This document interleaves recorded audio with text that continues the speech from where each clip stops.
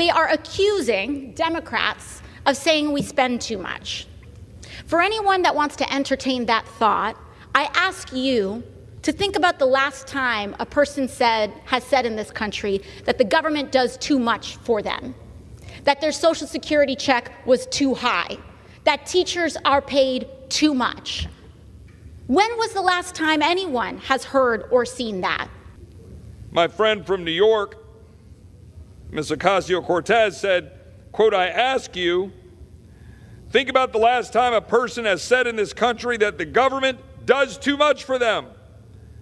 When was the last time anyone has heard or seen that? I'll say it. I'll say it right here. I don't want the government doing most of the things that the government is doing to interfere with the ability of the American people to carry out their lives. Federal, state, and local. The moment Chip Roy rose from his seat, the shift in the chamber was almost physical, as if tension itself paused to listen. His response to AOC's viral claim that no American ever says the government does too much didn't just counter her point. It ignited a raw, unscripted eruption of applause that felt less like politics and more like public release. Ms. Ocasio-Cortez said, quote, I ask you, think about the last time a person has said in this country that the government does too much for them. When was the last time anyone has heard or seen that? I'll say it. I'll say it right here. I don't want the government doing most of the things that the government is doing to interfere with the ability of the American people to carry out their lives. Federal, state, and local. When was the last time you had a bureaucrat show up and you said, oh joy, thank you? In that instant, the exchange transformed from debate to cultural fault line. It wasn't just two representatives clashing, it was two visions of America facing off in full daylight. And when applause breaks protocol, does it signal truth or simply tribal resonance? Analysts observing the spectacle couldn't ignore how AOC's delivery embodied the hallmark of progressive confidence, emotionally charged, people-focused, and wrapped in a narrative of care. I'm really glad there's a bureaucrat here.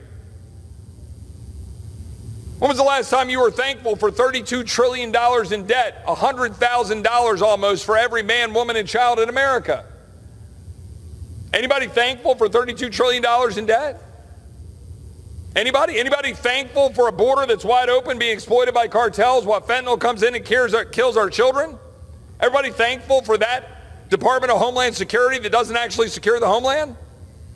Everybody thankful for an FBI that went after Scott Smith and labeled him a domestic terrorist for daring to defend his daughter in a school board meeting because she was assaulted in a bathroom? Anybody thankful for the IRS knocking on your door, auditing the poor and the minorities 3 to 5 times more? People thankful for that? Are you thankful for the EPA or the Department of Interior that sent a man to prison because he had some ponds on his ranch in Montana? We have a government that is weaponized against the American people and is undermining our liberties, and they want more of it.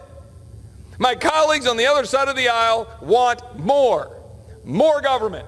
They want more taxes. They want more spending. They want more bureaucrats knocking on your door.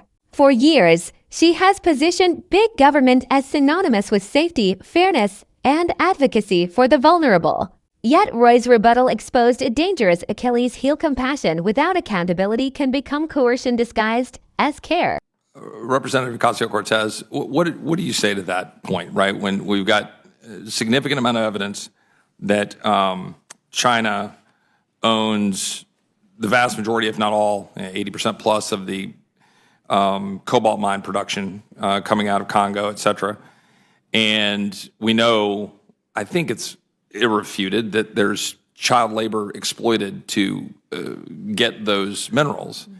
Those minerals are central, if not fully necessary, for the production of EVs, which even objectively we have to acknowledge are not fully able to power the ability of the American public to get to their jobs and their work and so forth. And yet we're mandating that we have 2/3 of the production be EVs by 2030. So if we follow those mandates by the Biden administration, that debate aside, right? Debate for a different day.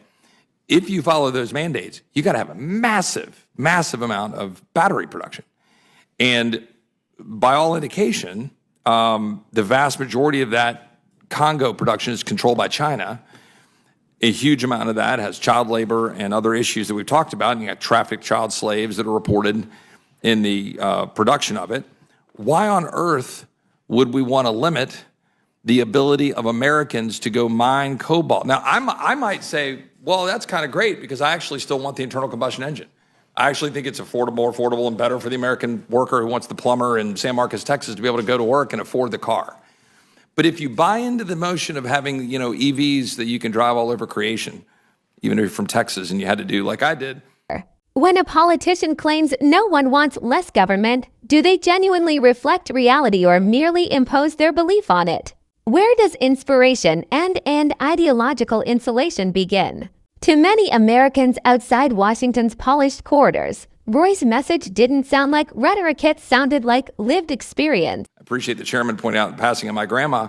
I had to drive 6 hours, like 300 miles to go see my grandma Thursday before she passed away, and 6 hours back. I couldn't do that at an EV. I wouldn't be able to make the round trip in time. But okay, assume we were able to ever produce the batteries that last long enough, the charging stations, all the stuff. Why would we get rid of the American production of it? Thank you.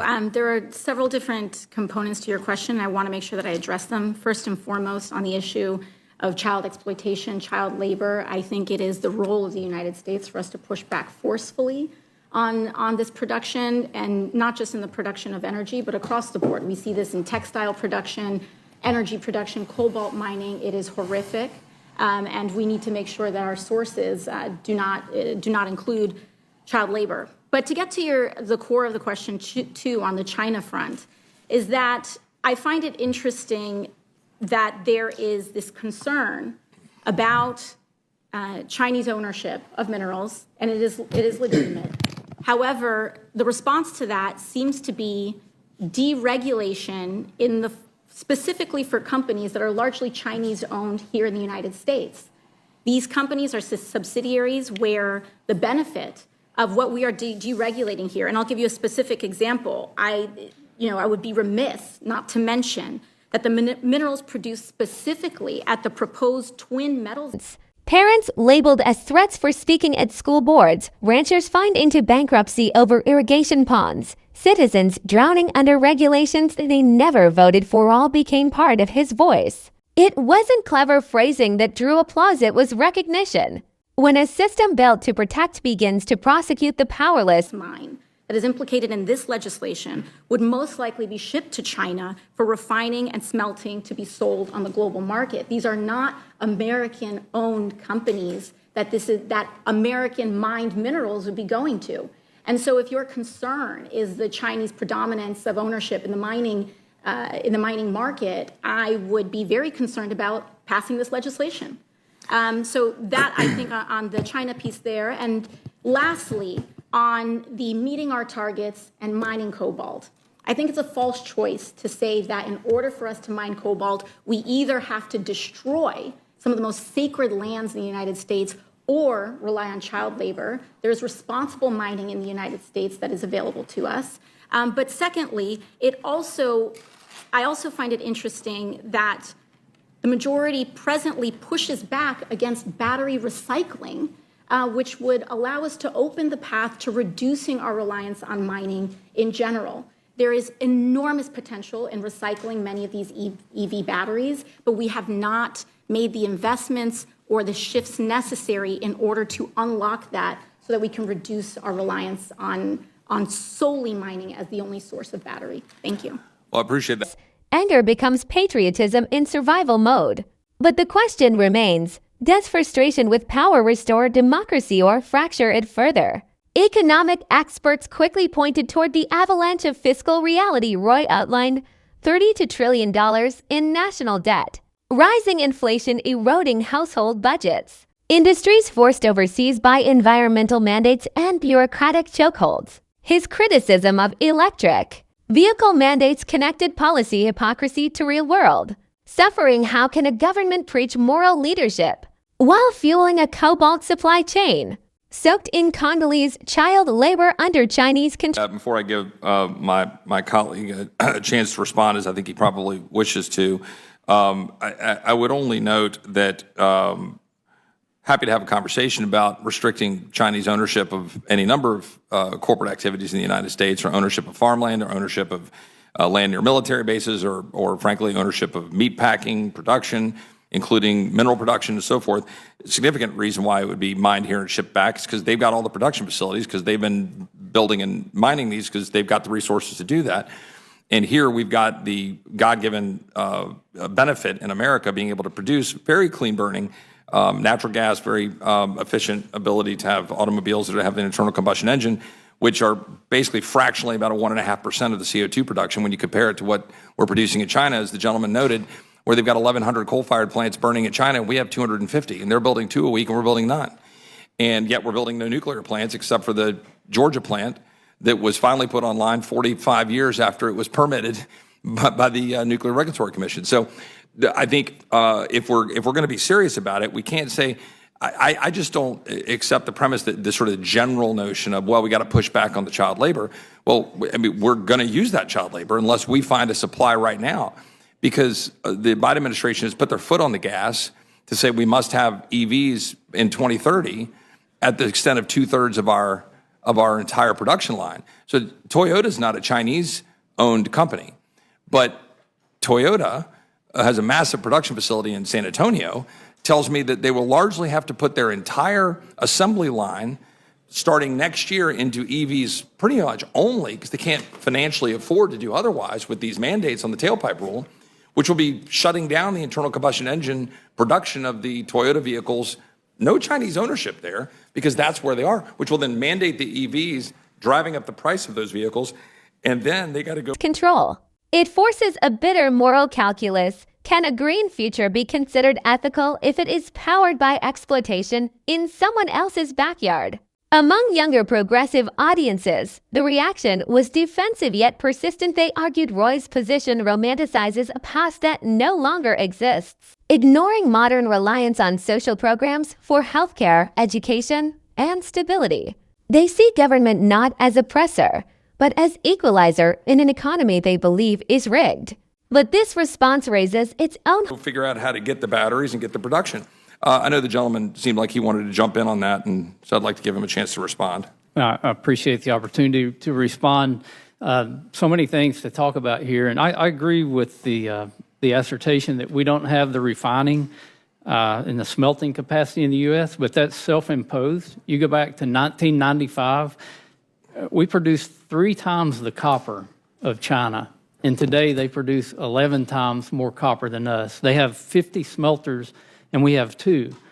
That's another area of regulation that's forced business like that out of our country to China, and they're making the things that we need. We're exporting wealth to China to build these projects, and we have the resources that have made this country strong and that are still here to make us strong in the future if we will just use them.